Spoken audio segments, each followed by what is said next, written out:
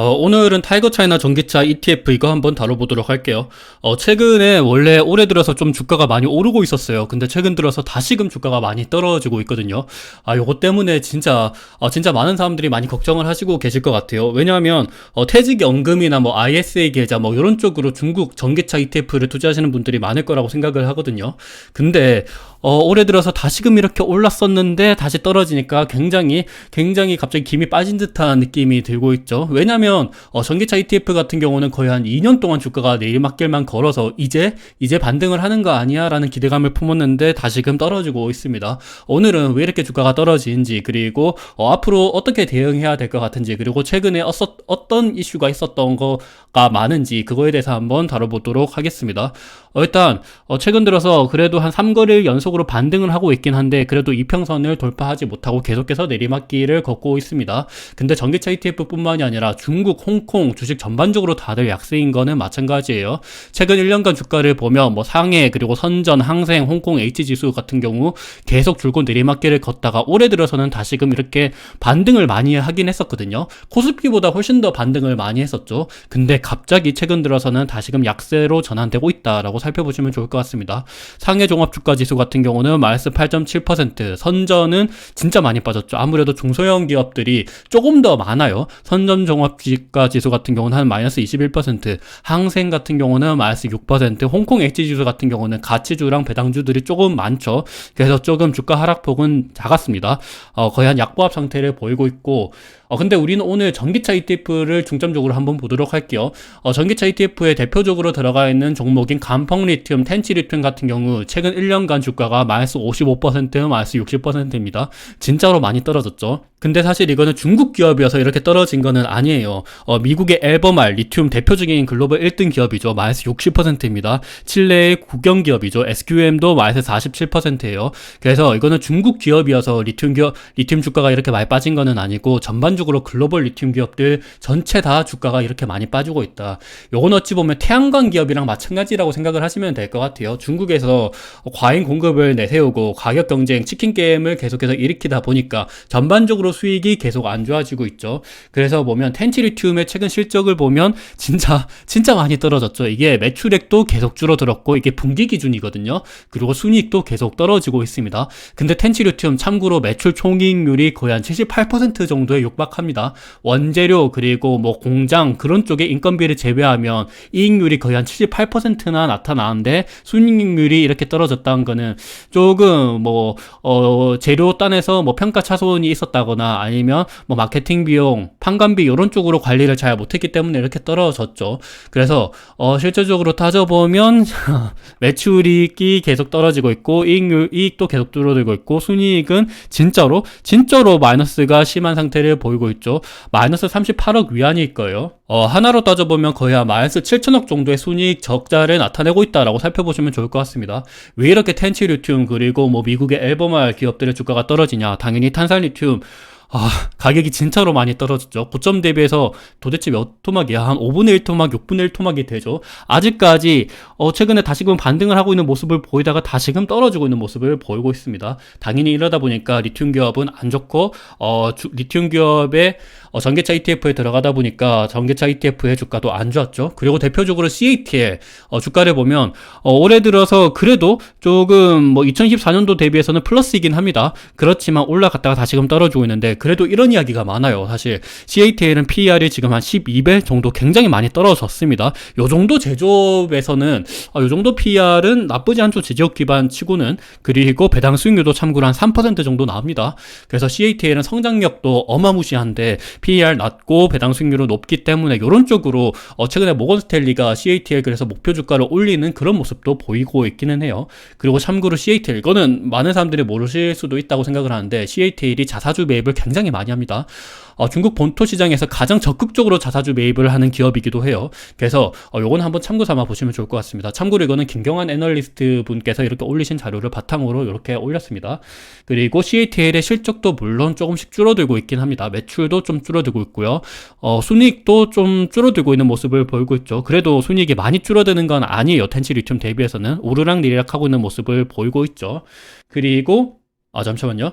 그리고 CATL은 참고로 이번에 중국 시장을 제외하고 배터리 사용량에서 글로벌 1등의 점유율을 올랐습니다. 최초로 글로벌 점유율 1등을 올랐죠. 중국 시장을 제외하면요. 원래는 LG 에너지 솔루션이 중국 시장을 제외하면 항상 글로벌 1등이었는데 CATL이 역전을 했죠. 올해 2014년도 1분기 기준으로 점유율이 27.5%고 LG에너지 솔루션은 25.7%입니다. 그래서 CATL이 지금 글로벌 1등이다라고 살펴보시면 좋을 것 같고, 당연히 중국 시장을 포함하면 CATL이 독보적으로 1등입니다. 비아디가 2등이고요. LG에너지 솔루션은 밑이죠. 그래서 중국 시장을 제외하고 봤을 때도 CATL이 일단은 잘하고 있기는 합니다. 근데 뭐 이런 이야기도 있긴 해요. 원자재 가격이 최근 들어서 계속 하락하고 있죠. 리튬 가격도 떨어지고 있고, 그래서 배터리 비용도 다시 하락하면서 배터리 셀 가격도 계속해서 하락을 할 수 있을 것이다.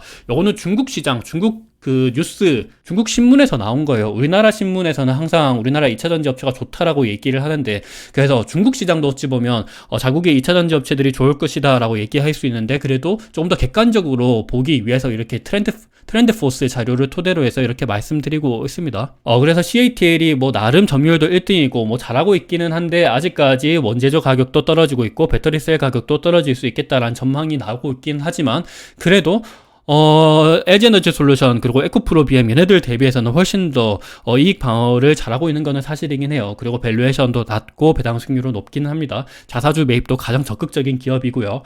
그리고 대표적인 전기차 기업인 비아디 한번 보도록 할게요. 비아디는 올해 들어서 주가가 그래도 많이 올랐어요. 플러스 31%입니다. 그리고 시가총액 기준으로는 거의 한 7천억 위안 정도가 되니까 하나로 따지면 한 130조 정도 되는 기업입니다. 거의 한 SK 하이닉스 정도 되는 시가총액을 가지고 있는 기업이죠. 비아디의 실적을 보면 비아디의 실적도 좀 최근 들어서 많이 둔화가 됐습니다. 전 세계 전기차 기업들 중에서 현대차, 기아만큼 실적이 잘 나오는 기업은 잘 없어요. 비아디도 실적이 별로 안 좋게 나오고 있기는 합니다. 근데 비아디 같은 경우는 뭐 이런 이야기도 많아요. 요거는 참고 삼아 제가 뭐 좋다고 얘기하는 게 아니고, 최근에 있었던 어떤 기사가 있었는지 중점적으로 한번 말씀드려보도록 할게요. 투자에 도움이 되기 위해서요. 비아디 같은 경우는 가행 생산에 대한 이야기가 계속 나왔었죠. 치킨 게임에 대한 이야기가 나왔음에도 불구하고 중국의 친환경차 생산은 계속해서 늘고 있습니다. 전년 동기 대비해서 플러스 30% 이번 상반기에 기록을 했고요. 보면 미국이랑 뭐 다른 유럽 국가들로부터 계속 과잉 생산에 대한 이야기가 나오고 있죠. 관세를 뭐 부과시키고 뭐 이런 보복 관세 이런 이야기도 나오고 있는데, 근데 중국은 계속해서 생산을 많이 하고 있습니다. 30%가량 생산을 했고 판매량도 근데 동시에 늘기도 했어요. 전년 동기 대비해서 6% 늘었고요. 그래서 비아디가 전 세계에서 자동차 판매를 가장 많이 하는 기업이기도 하죠. 일본의 토요타를 제치고 폭스바겐도 제쳤죠. 그래서 이런 것들을 봤을 때는 비아디도 사실 실적이 계속 떨어지고 있고 안 좋긴 한데, 치킨 게임을 계속 걸고 있다, 생산은 계속 늘리고 있다, 뭐 다른 전기차 업체들을 죽일 만큼 계속해서 뭐 그렇게 진행을 하고 있다라고 살펴보시면 좋을 것 같죠. 그리고 뒤에서 한번 다시 말씀드리겠지만 비아디 같은 경우는 매출 총이익률이 21% 정도대 육박합니다. 이거는 테슬라보다 높아요. 비아디가 그래서 어찌 보면 전기차 업체들, 중국 기업들이 전반적으로 인건비도 낮추고 그리고 밸류체인이 다 형성이 되어 있잖아요. 뭐 텐치 리튬, 간펑 리튬부터 해서 양극재 기업들도 마찬가지고, 그래서 비아디 자체적으로 배터리도 만들고 있죠. 그래서 이런 마진율에 있어서는 확실히 또 유리하기도 합니다. 그리고 비아디는 이번에 8억 9,400만 달러, 하나로 따지면 거의 한 1조 정도 들여서 전기차 부품 프로젝트를 계획하고 있기도 하고요. 중국은 계속 지금 투자를 하고 있습니다. 치킨 게임 뭐 계속 걸고 있는 거죠. 이거는 참고로 심천에 있는 비아디의 공장 제조 능력을 더욱 향상시킬 것이다 라고 얘기를 하고 있습니다. 핵심 부품을 위한 공장을 건설하는 계약을 체결했다라고 합니다. 그리고 중국은 참고로 비아디는 특히나 동남아 쪽에서 계속 선전을 하고 있는데요. 보면 일본의 혼다 같은 경우는 원래 동남아에서 원래 혼다, 스즈키, 도요타, 동남아 한번 여행을 해보시면 아시겠지만 일본 자동차가 굉장히 많아요. 점유율이 그냥 독보적인 1등입니다. 근데 최근 들어선 전기차에서는 독보적인 1등이 비아디예요. 뭐 내연기관차 포함해서 그리고 하이브리드차 포함해서는 일본 기업들이 점유율 1등인데 전기차만 봤을 때는 비아디가 독보적인 1등입니다. 그래서 일본의 혼다 같은 경우는 태국 공장의 2곳 중에 원래 2곳을 가지고 있었거든요. 그 중에서 한 곳을 생산 중단했습니다. 왜냐하면 중국 전기차 비아디에 고전을 얘기를 하고 있거든요. 그리고 좀 세부적으로 한번 보도록 하면 태국 정부의 전기차 산업 육성 정책 속에서 중국 전기차 업체들이 공격적으로 태국에 진출하고 있다라고 합니다. 그래서 올해 1분기 태국 전기차 시장에서 중국 비아디의 점유율이 46%에 달하고요. 요거는 내연기관차를 포함해서도 거의 한 9%로 3위를 차지하고 있습니다. 46%는 비아디만 봤을 때고, 비아디 말고 다른 중국 전기차 업체들까지 포함하면 전기차 시장에서의 점유율은 태국에서 80%에 육박합니다.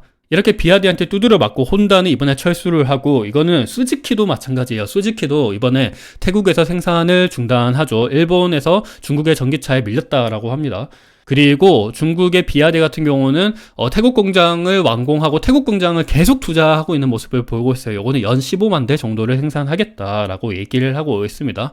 비아디가 사실 미국 시장에 진출하기는 굉장히 힘들죠. 그리고 유럽 시장에서도 물론 수출도 계속 늘어나고 있긴 한데, 그래도 유럽에서는 전통적인 자동차 제조업체, 아직까지 뭐 스텔란티스, 그리고 폭스바겐, BMW, 메르세데스 벤츠 요런 애들이 잘 나가고 있습니다. 그리고 포르쉐도 있고 페라리도 있고, 걔네들은 자국 자동차 업체들이 많죠. 비아디도 물론 선전은 하고 있기는 한데 그래도 아직까지 점유율이 많지는 않아요. 근데 그 대신에 동남아 쪽으로, 동남아들은 아무래도 가성비를 많이 중요하게 생각하는 니즈가 큽니다. 그래서 동남아 쪽으로 진출 이렇게 많이 하려고 하는 움직임을 보이고 있고, 실제적으로 잘하고 있는 것도 보여지고 있습니다.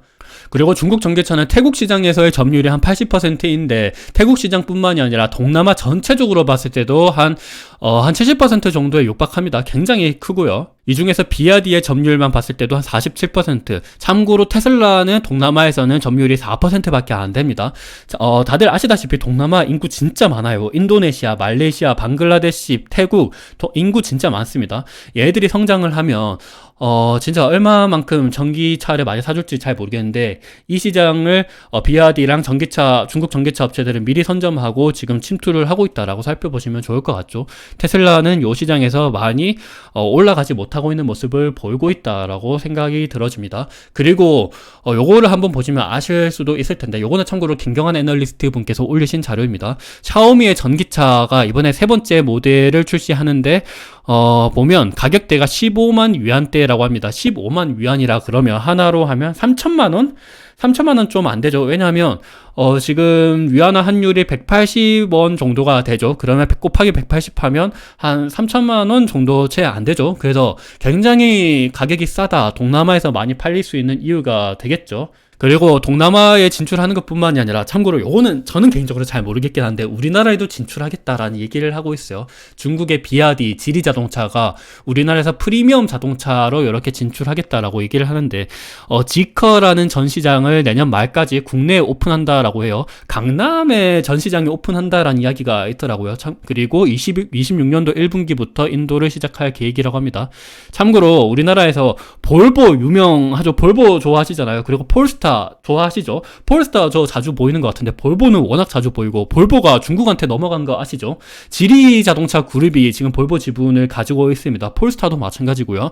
그래서 폴스타, 볼보를 사는 것도 어찌 보면 중국 자본을 우리가 사주는 거다라고 생각을 해보시면 좋을 것 같아요. 뭐 이런 식으로 얘네들 차를 사면 뭐 지리 그룹한테도 좋을 수도 있겠다라고 생각을 해보시면 좋을 것 같죠. 이런 것들을 봤을 때 우리나라에 침투한다라 그런다면 비아디라는 브랜드, 그리고 지리자동차라는 브랜드 가지고 안 달고 들어오면 나쁘지 않게 팔릴 수도 있겠다라는 그런 좀 불순한 생각도 가지고 있는 것 같아요. 그래서 보면 비아디는 한국의 1호 매장 수입차를 거리의 도산대로에 연다라고 합니다. 뭐 딜러사는 한성차가 운영하겠다라고 하고, 이거 아마 강남 전시장에 전시하겠다라는 이야기를 하고 있더라고요. 그리고 중국의 비아디는 테슬라보다 가격 경쟁력이 높다라고 합니다. 이건 그냥 참고 삼아, 우스갯삼아 한번 보시면 좋을 것 같습니다. 매출 총이익률은 지난해 18.9%에서 올해 1분기 20.2%로 높아졌고, 테슬라는 반대로 18.2%에서 17.4%로 떨어졌다라고 해요. 다들 아시다시피 매출 총이익률은 원재료 그리고 공장에서의 인건비를 뺀 그 이익률을 나타내는 겁니다. 근데 순이익률 같은 경우는 판관비도 빼야 되죠. 뭐 연구개발비, 감가상각비 이런 거를 포함하는데, 이따 뒤에서 다시 보시겠지만 중국의 연구개발비로 엄청나게 투자를 많이 해요. 그래서 만약에 연구개발비나 이런 판관비를 좀 낮춘다라 그런다면 한다면 테슬라보다 비아디의 마진율이 더 높아질 수도 있겠다라고 생각을 많이들 하고 계시더라고요. 요거 참고 좀 보시면 좋을 것 같습니다.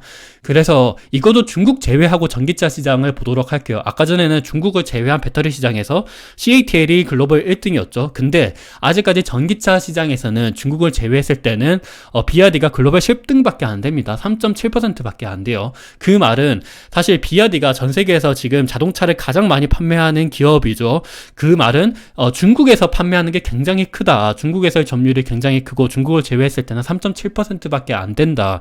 태국에서 점유율이 거의 한 80%대에 육박하고 전기차 시장 전반적으로 중국 전기차 다 포함해서요. 그리고 동남아 시장에서도 중국 전기차들의 점유율이 높기는 한데 다른 유럽이랑 우리나라 그리고 일본 이런 애들까지 다 포함했을 때는 점유율이 그렇게까지 높지는 않은 게 사실이긴 합니다. 테슬라가 당연히 1등이고요. 폭스바겐 2등이고 스텔란티스 3등, 현대기아 4등입니다. BMW 그리고 지리자동차는 중국이죠. 그래서 지리자동차 높기는 해요. 지리자동차는 아까 보셨다시피 볼보 가지고 있고요. 폴스타 가지고 있죠.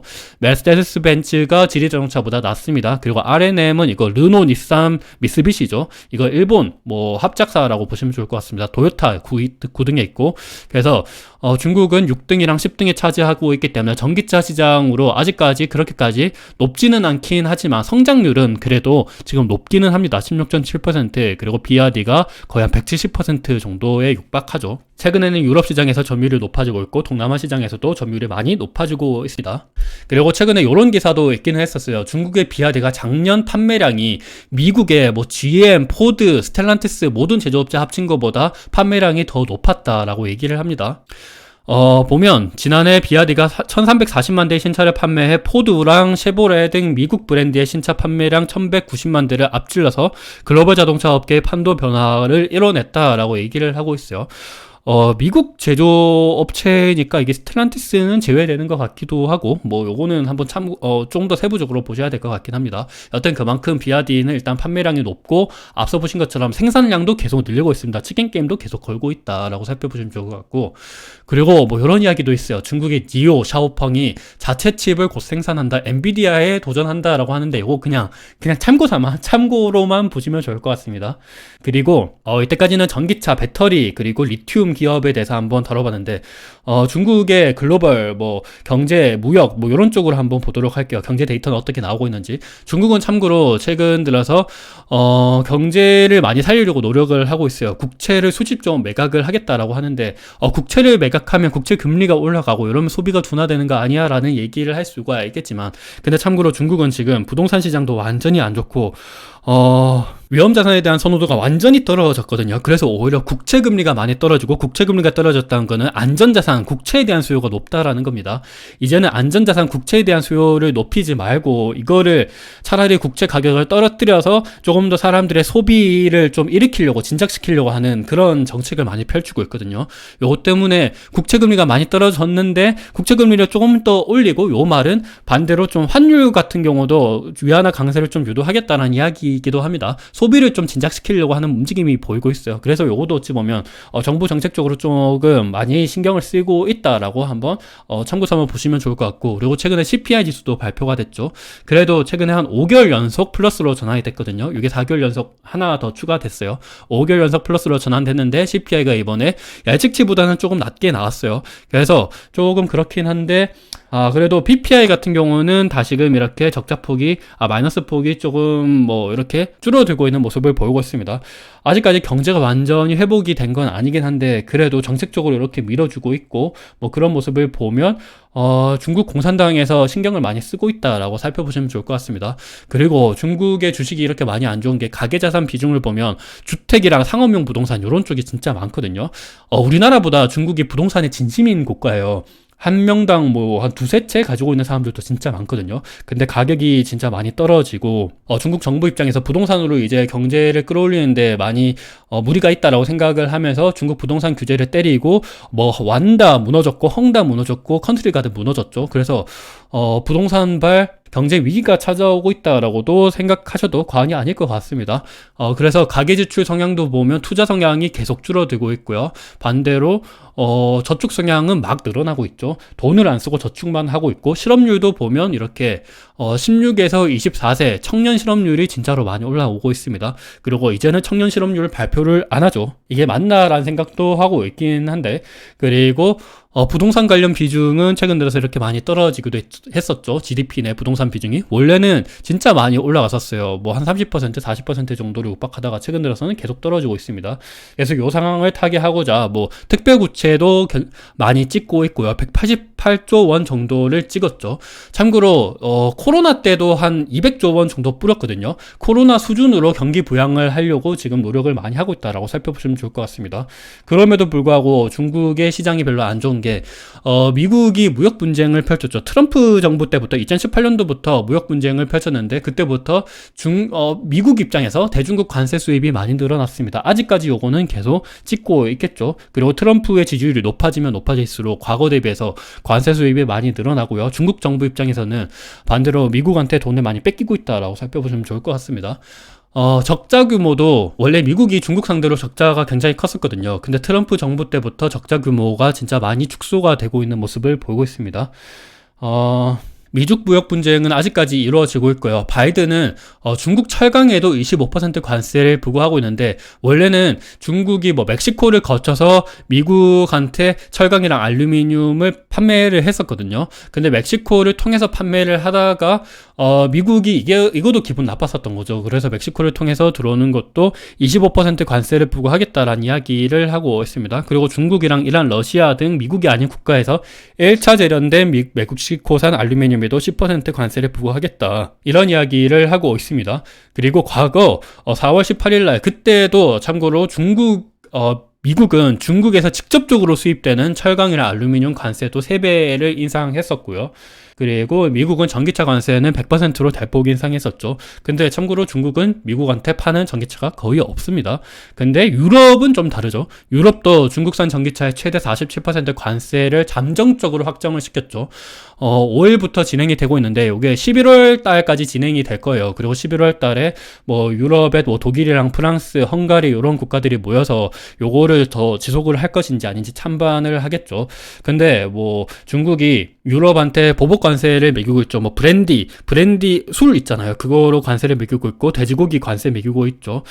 돼지고기는 뭐 스페인이 많이 판매를 하고, 브랜디는 프랑스, 스페인, 이탈리아 이런 국가들이 많이 판매하고 있죠. 그리고 독일로부터 뭐 자동차, 독일은 뭐 메르세데스 벤츠도 있고 BMW도 있고 폭스바겐도 있죠. 그래서 자동차 업체들로 뭐 관세를 매기겠다, 이런 이야기도 하고 있는 만큼 유럽은 조금 미국보다는 눈치를 많이 보일 것 같다는 생각도 개인적으로 하고 있습니다.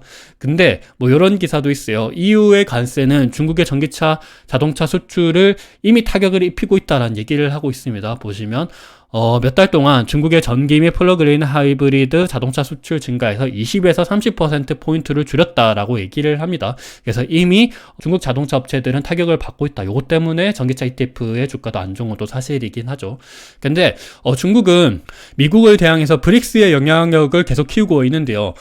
브릭스는 중국, 러시아, 브라질, 인도, 남아공의 앞글자를 따서 브릭스라는 이름을 해서 뭐 경제 협력을 하고 그러죠. 근데 사우디아라비아랑 아르헨티나가 예전에 이렇게 가입을 하겠다 했는데, 참고로 아르헨티나 가입을 철회했고 사우디도 번복을 했죠. 근데 최근 들어서 태국이랑 튀르키예, 말레이시아에도 가입을 신청했습니다.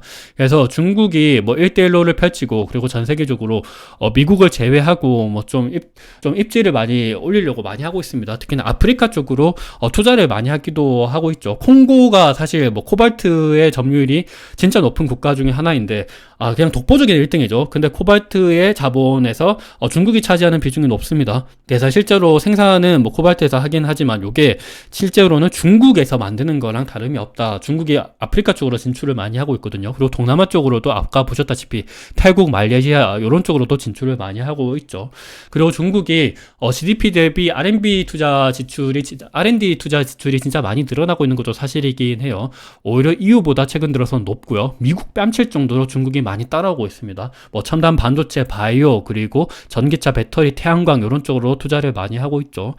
그래서 뭐 이런 것들을 봤을 때는 나쁘지 않기는 합니다. 근데 리튬은 진짜 워낙 안 좋기도 하고, 근데 CATL은 주가가 진짜로 많이 떨어졌습니다. 그리고 BRD 같은 경우도 나쁘지는 않아요. 올해 들어서 주가도 한 31% 올랐고, 뭐 판매량도 계속 늘리고 있고, 생산량도 치킨 게임도 계속 드라이브 걸고 있습니다. 근데 아직까지 점유율이 많이 높지는 않기는 해요. 근데 뭐 동남아 쪽으로 이렇게 투자를 많이 하고 있는 것도 보이고, 매출 총이익률 같은 경우는 테슬라보다 높기도 합니다. 그리고 가격을 생각해보면 요거는 샤오미긴 하지만 BRD도 쌉니다. 진짜 전기차 가격이 한 3천만 원대 요 정도면 진짜 싸긴 하죠. 근데 관세 같은 경우 뭐 부동산 중국을 겨냥한 관세 같은 거를 봤을 때는 중국 업체들이 확실히 힘들긴 한데 뭐 우회 수출을 많이 하고 있고 브릭스 같은 거를 봤을 때 경제 협력을 하고 있는 국가들도 많이 생기고 있다. R&D 투자도 많이 하고 있다. 요렇게 한번 요약을 해보시면 좋을 것 같습니다. 오늘 영상이 어느 정도 투자에 도움이 되셨으면 좋을 것 같습니다. 감사합니다.